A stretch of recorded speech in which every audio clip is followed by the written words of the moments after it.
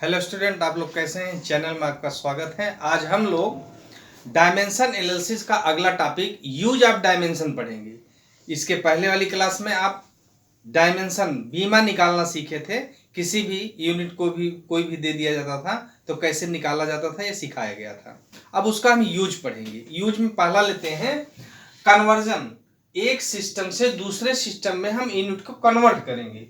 तो जैसे कोई भी फिजिकल क्वांटिटी है जिसका फर्स्ट पद्धत में न्यूमेरिकल वैल्यू n1 है और सेकंड पद्धत में न्यूमेरिकल वैल्यू n2 है, और दूसरा फर्स्ट पद्धत में यूनिट जो है u1 है और सेकंड में यूनिट u2 है। तो n1 u1 is equal to n2 u2। एक चीज ये जानिए कि n1 n प्रोपोर्शनलिटी 1/u होता है। इसका मतलब किसी भी फिजिकल क्वांटिटी का न्यूमेरिकल वैल्यू उसके यूनिट के इनवर्सली प्रोपोर्शनल होता है। कहने का मतलब अगर यूनिट छोटी होगी तो आंकिक मान बड़ा होगा और आंकिक मान और यूनिट बड़ी होगी तो आंकिक मान छोटा होगा। इसका मतलब ये सिखाया गया। अब हम कोई भी फिजिकल क्वांटिटी लेते हैं, कोई भी भौतिक राशि लेते हैं जिसकी बीमा मास में a होगी, लेंथ में b होगी और टाइम में c होगी।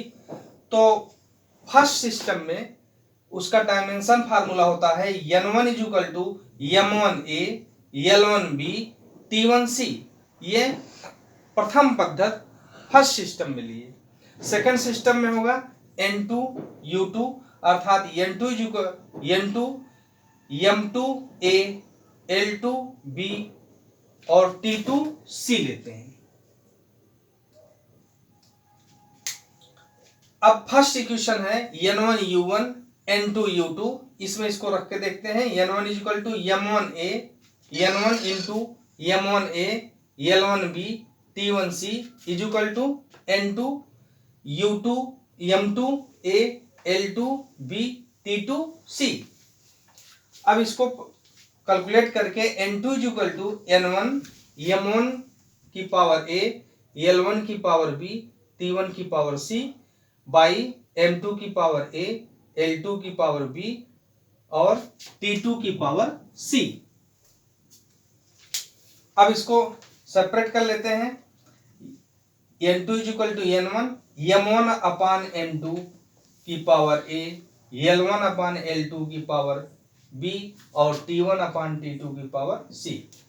तो ये हो गया कि हम किसी भी यूनिट को कन्वर्ट करते हैं फर्स्ट सिस्टम से सेकंड सिस्टम में। ये फार्मूला आता है n2 is equal to n1 m1 by m2 की घात a l1 बाई l2 की घात b और t1 बाई t2 की घात c। तो फर्स्ट सिस्टम में ये फार्मूला हुआ और सेकंड सिस्टम में ये फार्मूला। कैलकुलेट करके ये फार्मूला आता है कि एक पद्धत से दूसरी पद्धत में कैसे हम यूनिट को चेंज करेंगे। अब न्यूमेरिकल लेते हैं कन्वर्जन पर। Convert newton in dyne when newton n is unit of force in MKS system and dyne in CGS system. इसका मतलब यह है कि न्यूटन को डाइन में परिवर्तित करिए। न्यूटन MKS पद्धति का यूनिट या मात्रक है, जबकि डाइन सीजीएस पद्धति का मात्रक है। अब हम ध्यान देंगे कि हमको क्या चीज दी गई है। क्या चीज दिया गया है? न्यूटन। इसका मतलब हमको 1 न्यूटन को किसमें चेंज करना है? डाइन में। तो ये कौन सी सिस्टम बनेगी? MKS। और ये क्या बनेगा? CGS।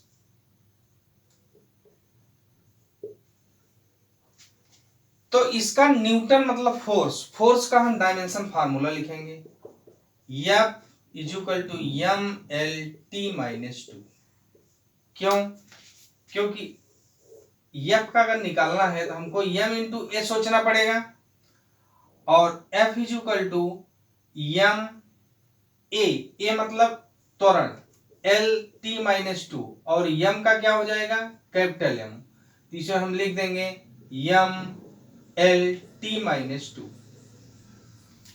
ये बीमी सूत्र हो गया बल का, dimension formula of the force. इसके सहायता से हम सेकंड पद्धति का न्यूमेरिकल ढूंढते हैं, उसके लिए फार्मूला बनाएंगे n1 m1 बाई m2 की पावर कुछ नहीं रखेंगे,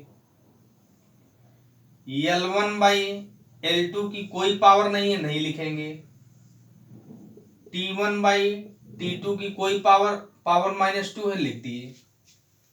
अब हम चीजों को ढूंढते हैं, क्या चीज हमको दी गई है।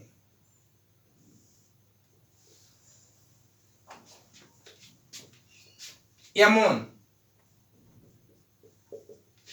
द्रव्यमान मास है किसका, फर्स्ट पद्धति MKS सिस्टम का, क्या लिखते हैं केजी। M2 मास है CGS सिस्टम का, तो क्या लिखते हैं ग्राम। GM L1 क्या है, लेंथ है, MKS सिस्टम में मीटर लिखेंगे। L2 क्या है, ये भी लेंथ है, या CGS में सेंटीमीटर लिखेंगे। T1 टाइम है, सेकंड लिखेंगे, और T2 को ही टाइम ही है, सेकंड लिखेंगे।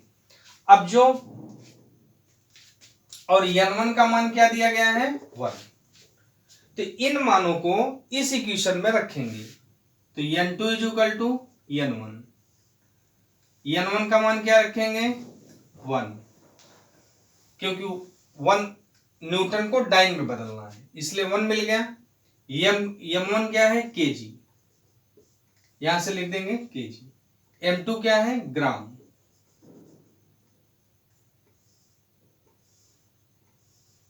L1 क्या है मीटर, L2 क्या है सेंटीमीटर,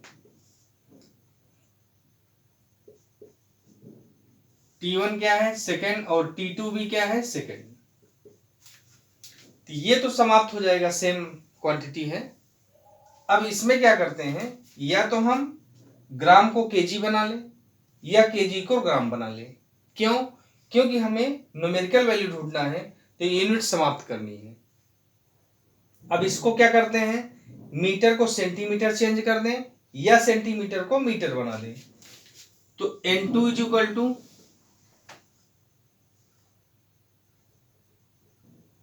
1, केजी को क्या लिखेंगे, केजी को GM, लेकिन GM जब लिखेंगे तो क्या लिखेंगे 1000 ग्राम, और ये भी GM हो जाएगा।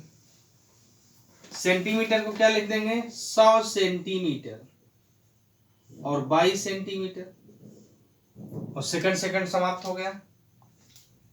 ये हो जाएगा 1, GM से GM कैंसिल आउट हो जाएगा, 1000 इंटू 100, CM से CM कट जाएंगे, तो 1 into 10 to power 3 into 10 to power 2, तो हो जाएगा 1 इंटू 10 टू पावर 5। अब ये डाइन बन गया,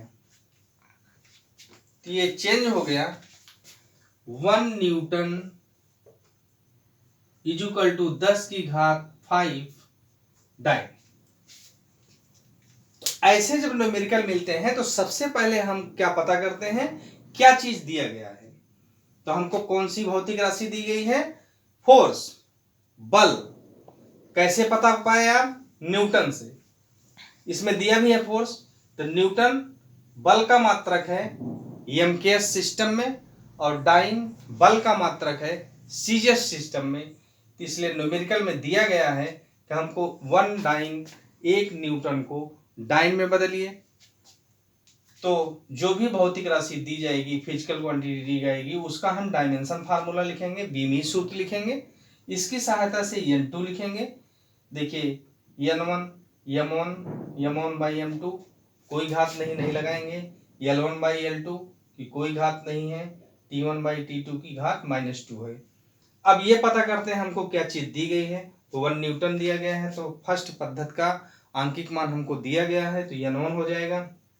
M1 MKS सिस्टम में द्रव्यमान को केजी लिखते हैं, M2 CGS पद्धति में ग्राम लिखते हैं, L1 मीटर लिखते हैं लेंथ को, और L2 लेंथ को सेंटीमीटर में लिखते हैं इन CGS सिस्टम में, और T1 और T2 दोनों टाइम है, जो दोनों ही सिस्टम में यस सेकंड लिखे जाएंगे।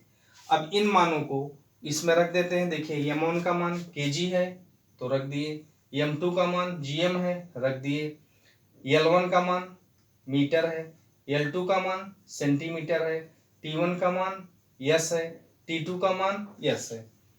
अब यहाँ आने के बाद ये ध्यान देते हैं, ये तो कैंसिल आउट हो जाएगा, लेकिन ये दोनों बचेंगे। लेकिन इन दोनों में ध्यान देना है कि ग्राम को ग्राम या तो दोनों ग्राम हो जाए या दोनों केजी हो जाए, इसमें भी या दोनों मीटर हो जाए या दोनों सेंटीमीटर हो जाए। तो आसान चीज ढूंढी जाती है। केजी को हम ग्राम बना लेंगे तो 1 किलोग्राम में 1000 ग्राम हो गया, और मीटर को सेंटीमीटर बनाएंगे तो 100 सेंटीमीटर हो जाएगा। अब देखिए सेम चीजें हो गई, सेंटीमीटर सेंटीमीटर कट गया, यहाँ पर ग्राम ग्राम कट गया, अब बचा गया 1 इंटू 1000 इंटू 100। अब क्या करेंगे 1 इंटू 10⁻3, 1 इंटू 10⁻2, तो 1 इंटू 10⁻5, अर्थात 1 गुणे 10 की घात 5 मिल गया। तो हमारा आंसर हुआ 1 न्यूटन को डाइन में जब चेंज करेंगे तो ये हो जाएगा 10 की घात 5। इस प्रकार से हम न्यूमेरिकल को एक सिस्टम से दूसरे सिस्टम में चेंज करके करते हैं। अब डायमेंशन का दूसरा यूज पढ़ते हैं, to check the dimensional balance of an equation. कोई भी समीकरण दिया जाएगा उसको बीमी विधि से या डायमेंशन फार्मूले से हम करेक्ट और इनकरेक्ट कैसे करेंगे। तो एग्जाम्पल्स की सहायता से आप पढ़िए इसको। v equal to U plus AT. तो इसमें सबसे पहले v का बीमी सूत्र क्या होगा, एल टी माइनस 1। ए का क्या हो जाएगा, एल टी माइनस 2, और टी है तो टी का क्या हो जाएगा, कैपिटल टी। और u और v का सेम होगा क्योंकि ये इनिशियल वेलोसिटी है और ये फाइनल वेलोसिटी है, कुल मिला के वेलोसिटी है। अब इसमें रखते हैं तो v एल टी माइनस 1, ये भी वेलोसिटी है, एल टी माइनस 1 प्लस ए एक्सेलरेशन है त्वरण, इसका एक्सेलरेशन का हो जाएगा एल टी माइनस 2, और टी का टी हो जाएगा।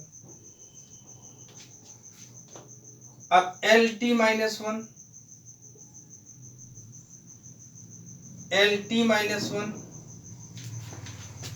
Plus L T minus 1 into T,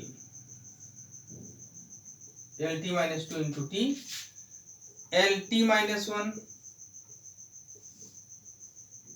L T minus 1, L T minus 1, L T minus 1 to L T minus 1। तो अंक की कोई बीमा नहीं होती, तो L T minus 1, L T minus 1। अब लास्ट में देखिए कि दोनों तरफ का डायमेंशन फार्मूला सेम है, ये दोनों तरफ का डायमेंशन फार्मूला सेम है, इसलिए एक इक्वेशन क्या होगा, करेक्ट होगा।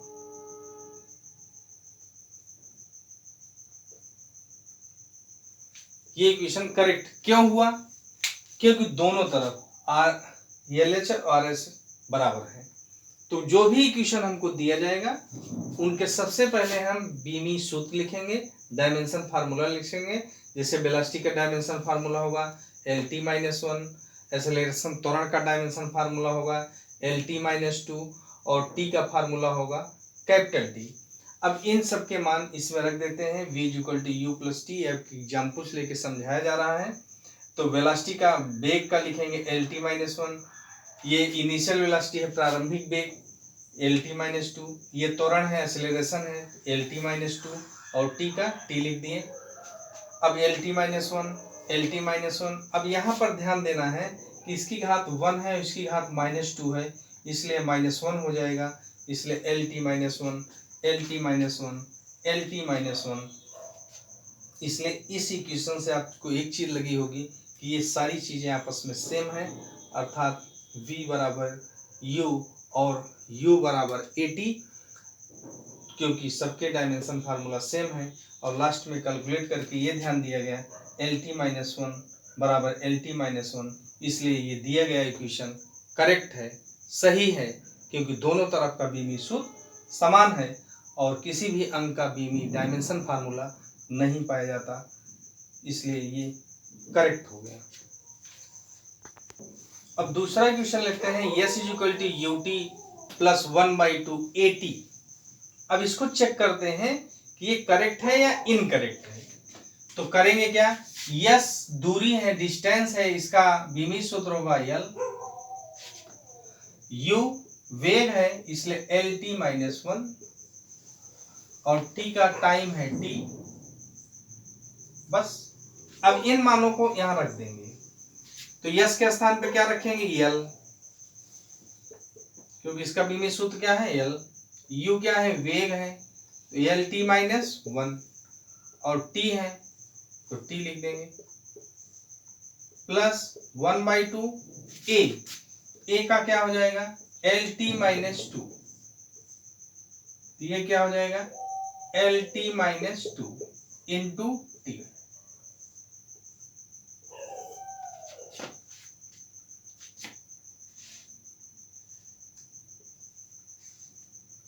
अब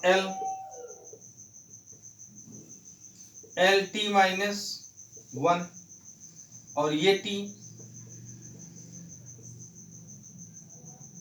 plus 1/2 LT minus 1 into LT minus 2 into T। L अब TT ये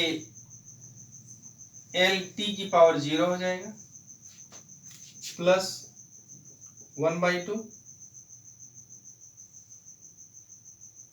LT माइनस 1 होगा, तो अंक 1/2 अंक है, इसका बीमा होगा नहीं, तो L इज इक्वल टू ये L हो जाएगा क्योंकि T का 0 1 हो जाएगा और प्लस LT माइनस 1, इसलिए L is equal to L plus LT minus 1। तो बायां पक्ष और दायां पक्ष बराबर नहीं है, RHS और LHS बराबर नहीं है, इसलिए क्या हो जाएगा इनकरेक्ट। तो ऐसे माध्यम से हम लोग करेक्ट और इनकरेक्ट, सही और गलत क्वेश्चन देख सकते हैं। आज बस इतना ही। अगर आपको वीडियो अच्छी लगी हो तो आप लाइक, शेयर और सब्सक्राइब करिएगा, जिससे आने वाली वीडियो आपको तुरंत प्राप्त हो सके। धन्यवाद।